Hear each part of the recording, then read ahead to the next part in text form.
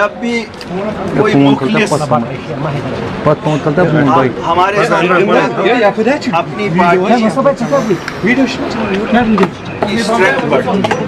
एक मुखलिस आदमी है, जुड़ा हुआ आदमी है और हमारे साथ आज उन्होंने फैसला किया है अपने साथियों के साथ मिलने का।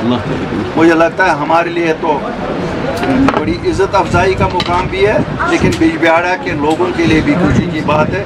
कम से कम कोई सच बोलने वाला तो फिर उभरा है उसी बिजबिहाड़ा से, जहां अब खाली झूठ की सियासत ही पनप रही है। सर, अभी स्टेटहुड के बारे में काफी ज़्यादा जा रहे हैं कि मिलेगी नहीं मिलेगी। अगर मिलती है तो फुल स्टेटहुड के लिए आप क्या बताएंगे?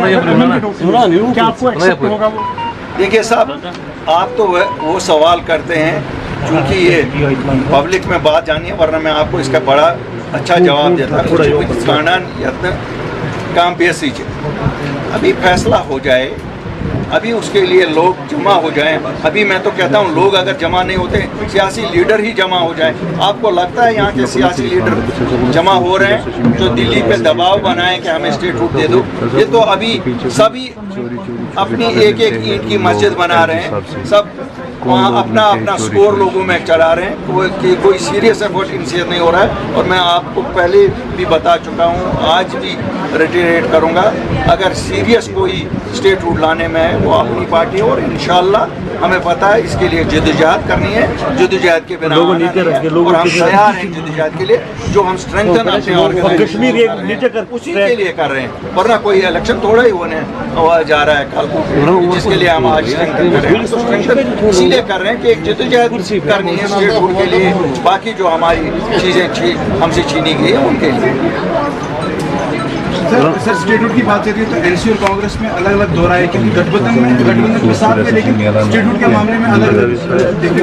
मेरा ये मानना है कि कांग्रेस कभी सीरियस नहीं थी।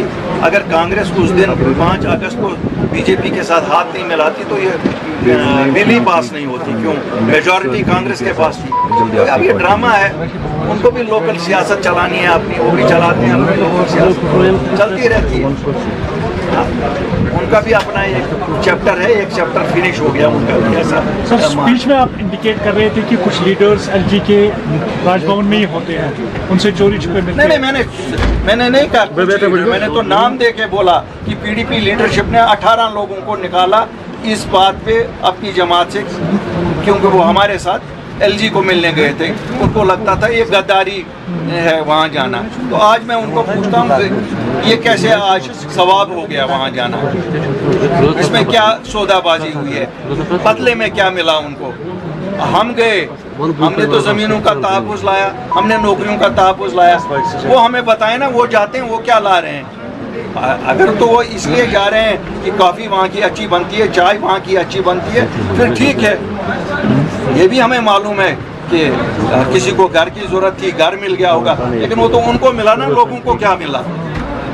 उस जमात को कुछ भगोड़े भी मिल गए। भगोड़ों से इनको मैं उनको भगोड़े नहीं कहता हूँ, उन्होंने खुद कहा था भगोड़े हैं ये। तो आज भगोड़े तो उनके शाहसवार हो गए। तो हमें तो ये नहीं समझ आता कि वो जमात क्या कह रही है। कल एक चीज़ कह रही थी, आज दूसरी चीज़ कह रही है। बहरहाल हमारा मानना है कि वो जमात आज वो पीडीपी नहीं है जो मुफ्ती साहब की थी, और वहाँ जितने भी लोग मुफ्ती साहब के साथ है एक एक करके उनको साइड लाइन किया जाता है। मैं कॉन्स्टिट्यूंसी के नाम लेके बता सकता हूँ कहाँ पर क्या हो रहा है। आज आपके माध्यम से उनको अपील करता हूँ, आइए, इसका नाम पीडीपी नहीं है, लेकिन ये अपनी जमात है, आपकी जमात है, किसी खानदान की जमात नहीं है। हम उसी जज्बे से मुतबादिल लोगों के लिए ढूंढ रहे हैं। हमें लोगों का इंटरेस्ट है, लोगों को यहाँ मुतबादिल चाहिए, लोगों को यहाँ कुर्सी का रोटेशन नहीं चाहिए कि एक खानदान उतरे दूसरा खानदान चढ़े। लोगों को चाहिए कि उनके लोग, उनमें से लोग उन पे उनकी हुकूमत चलाए। और उसके लिए अगर कोई प्लेटफार्म है वो यही प्लेटफार्म है जो पूरी यूटी में है। 20 के 20 जिलों में हमारी छाप है। कमज़ोर हैं हम, छोटे हैं हम, लेकिन आगे इंशाल्लाह चलेंगे, मजबूत होंगे। और हमारे साथ जब मुफ्ती सरवर जैसे लोग आएंगे, आप देखेंगे अगले हफ्ते में कोई और लीडरान भी आएंगे, फिर और आएंगे, फिर और आएंगे। ये सिलसिला तो चलता ही जाएगा, कारवां बढ़ता जाएगा। जो जम्मू में ट्राइबल यूथ की किलिंग हुई है, क्या कुछ मैं बिल्कुल निंदा करता हूँ इसकी। देखिए, एक चीज़ बड़ी अच्छी हुई है, इंक्वायरी ऑर्डर की गई है, और अगर इंक्वायरी में ये कहा जा रहा है कि जो जिन दो पुलिस अफसरों को सस्पेंड किया गया है, मुझे लगता है वहाँ मुतालबा है कि FIR में उनको नहीं किया जाए। मुझे दिक्कत नहीं लगती है। Suspension in itself means the government ये मान रही है कि उनका कोई कसूर है। अगर वो बेकसूर होंगे तो FIR में नाम से थोड़ा ही वो एक्यूज बन जाएंगे। Government should consider that, they should do it. और शायद जो SIT बनी है, अच्छे लोगों की SIT बनी है, पुलिस के लोग ही हैं, लेकिन मुझे लगता है ईमानदारी से वो इस कत्ल की तह तक पहुंचेंगे, क्योंकि ये कत्ल हुआ है, कोई भी कुछ कहे, ये कत्ल हुआ है। और क्योंकि बुखारी साहब अभी जो बिजनेस रूल है फाइनलाइज नहीं हुआ है, आप क्या समझते हैं कि एक तरफ तो सरकार कहती है बिजनेस रूल की वजह से एडमिनिस्ट्रेशन डिस्टर्ब होगा, तो आप क्या समझते हैं? भाई साहब, मैं एक चीज़ आपको बताना चाहते हैं, हम घोड़े पे चढ़ गए, दूल्हे बन गए, और आप कहते हैं दुल्हन कहाँ है। ये तो उस दिन भी हमें पता थी दुल्हन नहीं थी। आज क्या बिजनेस रूल ढूंढ रहे हो? आपको डिलीवर करना, आप कर सकते हो, कौन सी चीज़ नहीं कर सकते हो?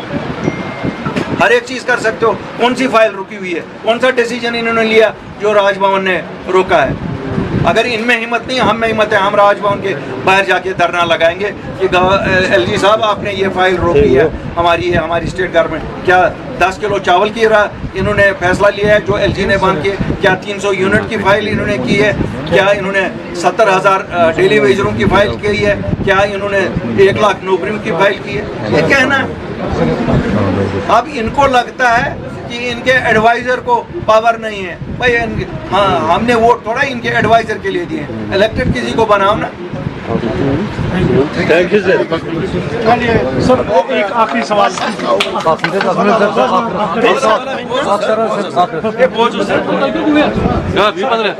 गनी लोन के उस स्टेटमेंट को आप कैसे देखिए, बिलाल गनी लोन साहब ने जो स्टैंड लिया, उससे वो बात सच साबित होती है जो हमने 2020 में कही। बिलाल साहब ने आज कही, ये सच कहने के लिए हिम्मत चाहिए, मैं मुबारकबादी देता हूँ उसको।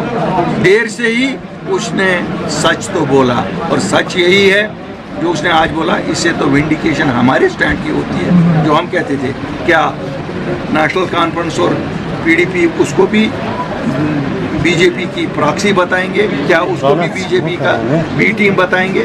क्यों? इनकी आदत है ना, जब कोई सच बोलता है उसको ये प्रॉक्सी बनाते हैं। मैं मुबारकबादी देता हूँ उसको, और उम्मीद करता हूँ कि लोगों की खिदमत में वो जुड़ जाएंगे, और जो उन्होंने कहा वो एक ब्रिज बनेंगे जम्मू कश्मीर के लोगों के दरमियान और दिल्ली के दरमियान, ताकि वो दूरियां दूर हो जाएं जो लोगों में अभी भी हैं।